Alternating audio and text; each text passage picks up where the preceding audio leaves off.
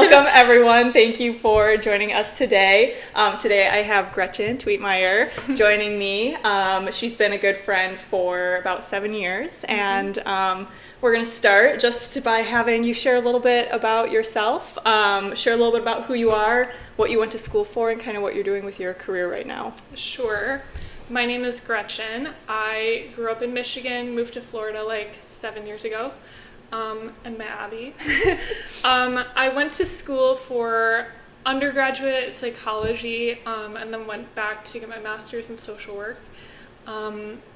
Currently, I'm working as a family counselor with families that get involved with child welfare issues and help them to achieve child safety in the home. That's amazing. That's a really cool career path, and it's been fun to kind of watch you grow in that career. I think that's been awesome. Thanks. So some of the questions that I have are just kind of based around how what behavior change looks like in kind of what you do with your career, and just the wellness aspects of how you can use it within counseling, within therapy, and social work. So how would you say that you help clients set goals for themselves? Yeah, I like the phrasing of this question because it is really helping clients set goals for themselves rather than me setting goals for the clients. I want it to be a collaborative process. And so usually we'll talk a lot about their motivations for wanting to change, because a lot of times clients get stuck. Change can be scary, uncomfortable. So realigning them with what are the reasons that they want to make these changes and set these goals kind of helps them get through those barriers that come up. Yeah, absolutely. Honestly, I feel like I deal with that a lot, with my clients too.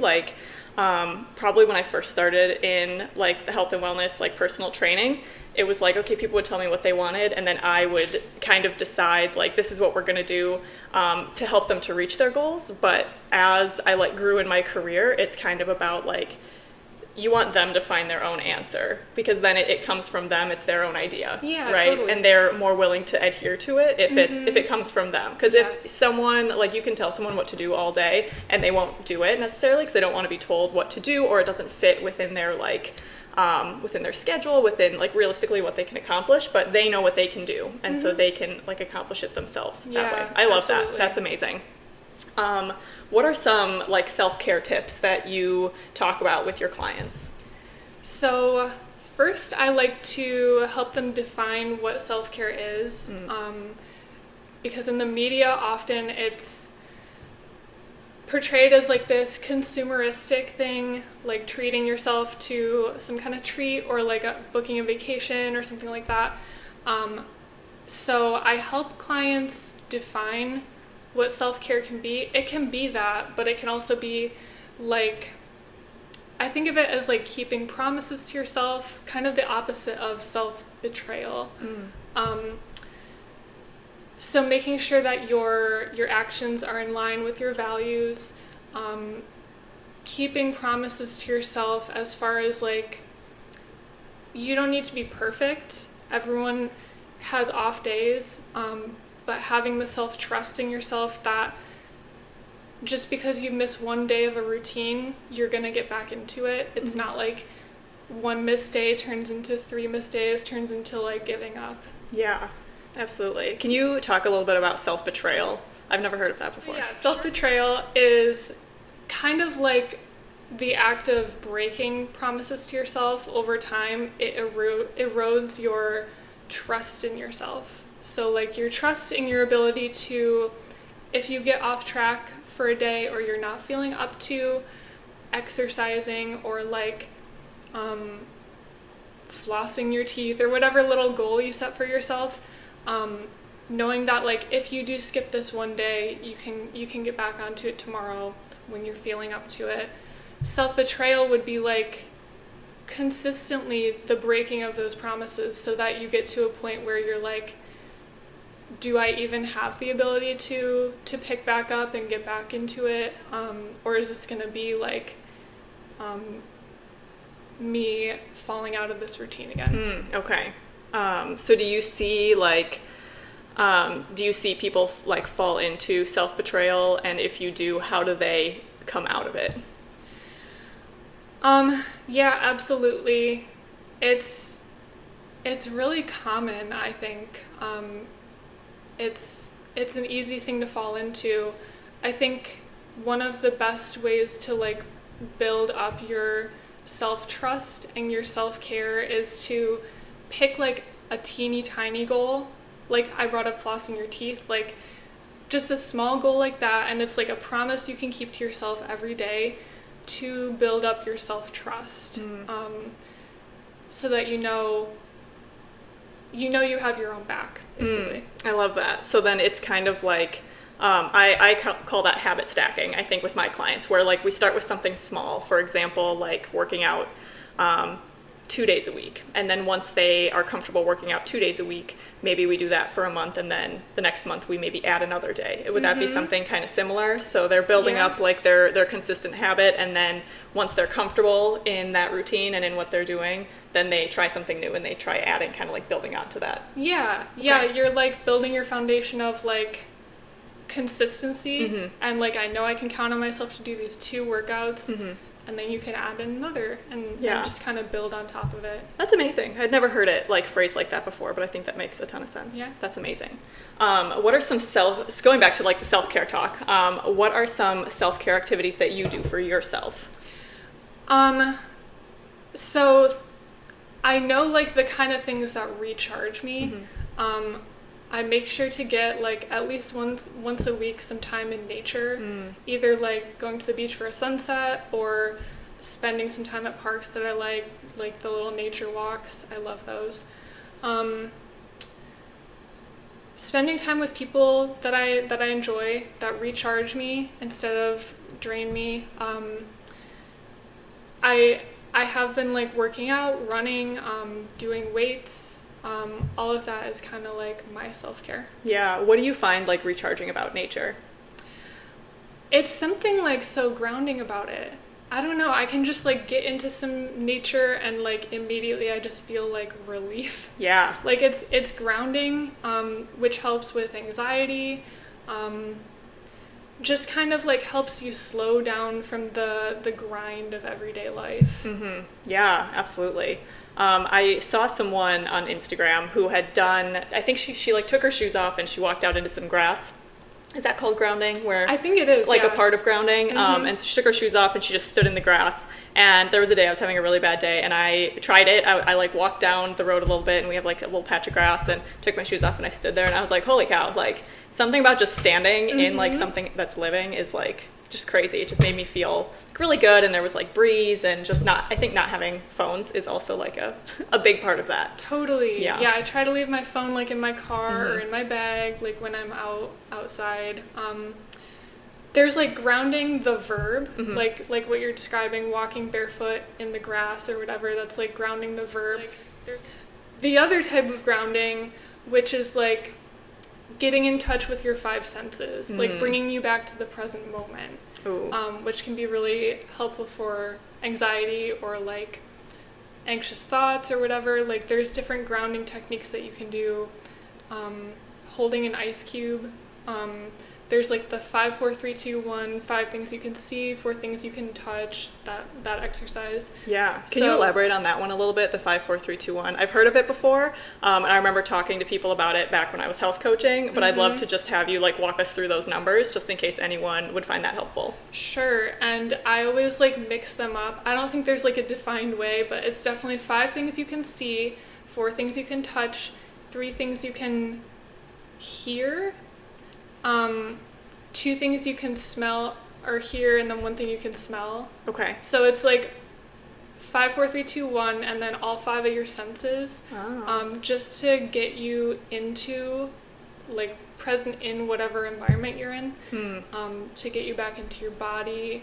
It's just a grounding exercise if you're experiencing like feelings of anxiety. Yeah. And have you like tried that with clients, and do they find that it works for them? Some do. Some prefer like simpler exercises, breathing exercises. I mean, like different techniques work for different people. Totally. So it's just about like trying different things out and seeing what works for the individual. Yeah, that's awesome. Okay, so shifting just a little bit, I really like the 5 stages of behavior change, but I know just like a very base level kind of what it is. So can you just give me like a quick definition of the 5 stages of behavior change and why it's important? Sure. So there's pre-contemplation, contemplation, preparation, action, and then maintenance. Okay. So it's like the way that typically people move through making changes in their lives. And you can kind of, it's not always linear, like you can fall back into different ones that you've been through already, but typically like that's how it progresses. Okay. It can be useful in assessing like where you're getting stuck.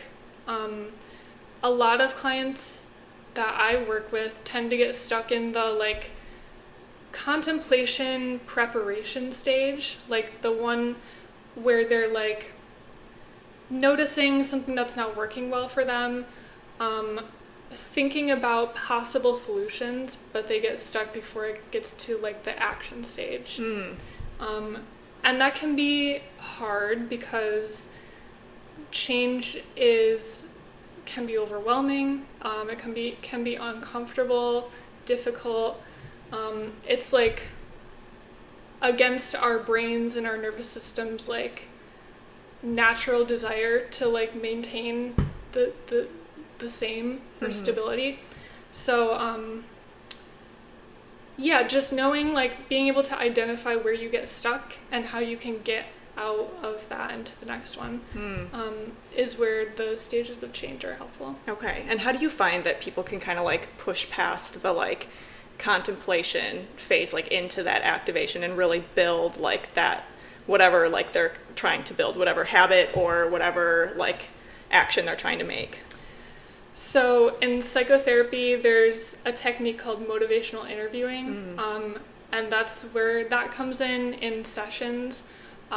We talk about, again, like what is the client's motivation for change. So it's like a conversation where you talk about like what are the benefits of not changing? What are the benefits of making this change? Are there any drawbacks of making this change? And you kind of like weigh the pros and cons, talk it out, realign the client with their motivations for like why they want to make this change. And that way, like whatever barriers you're getting stuck on, you can kind of address them there. That's so cool because you kind of get to like take like it's almost like you're taking them by the hand and like helping kind of guide them through their thoughts when they can't really like necessarily like figure it out themselves. Like you're there to provide kind of like a path, but they still get to decide like where to go with it. Yeah, and sometimes it's a very nonverbal process where clients will get stuck. Like they'll feel like they're having trouble making a certain change, but maybe not completely know why or what's holding them back, or like make other excuses when the reason is like kind of hiding. So it helps them talk things out, kind of explore alternatives and like what might be holding them back to kind of like just get it all out, and then it's a lot easier to look at and get through. Totally. I like think back to my time like when I was in therapy and can see how like that was helpful for me, like looking back, and like I probably wouldn't have been able to get there necessarily without someone like helping me like through it. Nice. You know? Yeah. So yeah, you do amazing work. Like people need that so much. Awesome. So those are the 5 stages of behavior change. And lastly, I want to hear a little bit about your own health and wellness journey, if you don't mind sharing. Sure. I grew up in kind of a smaller city, so I was always like running around in the woods, like riding bikes around the neighborhood and stuff. So I was always a very active kid, in sports and stuff. So that's kind of always naturally been part of my life.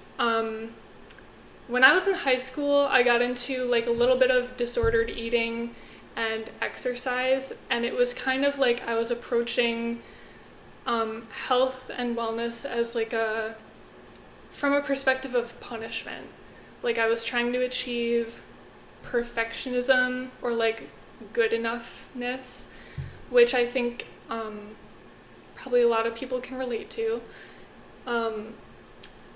So luckily I like didn't get stuck in that for too long, but like I continued exercising in college, and it's still like part of my life. I've been in therapy myself for a few years, and now look at it as like from like a true wellness perspective. Like I want to do what's best for my body. I want to know like what my body is capable of. I love challenging myself, like setting little fitness goals for myself and meeting them, and just doing what's good for my body, making sure that I feel good, I feel strong.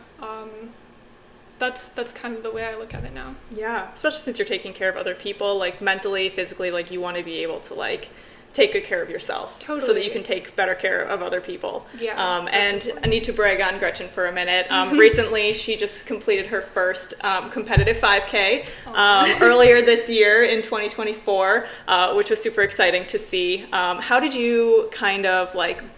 How did you train for that 5K? I really just like went online, found a Couch to 5K program, and just followed it. That's amazing. I love it. Yeah, it's like one of those things that I always wanted to do.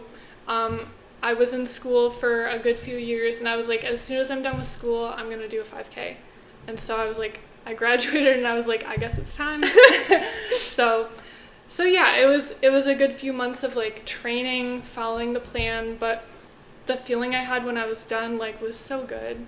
Yeah, absolutely. Oh, that's amazing. It was so fun to see you reach that goal. And yeah, do you have any other goals coming up that you've set for yourself, or are you just kind of resting? Or I'm running another 5K. No way! When? July. Oh my gosh, so I wasn't fun. sure if I was gonna do it, but my mom's doing it, my sister's doing it. Oh my gosh. My sister was like, "Can you please do it?" So I was like, "Okay." That is awesome. Is it up in Michigan? Yes. Oh, that's so fun. Yep. So you're still training now? Yes. Okay. Are you training more or less than for the last one that you did?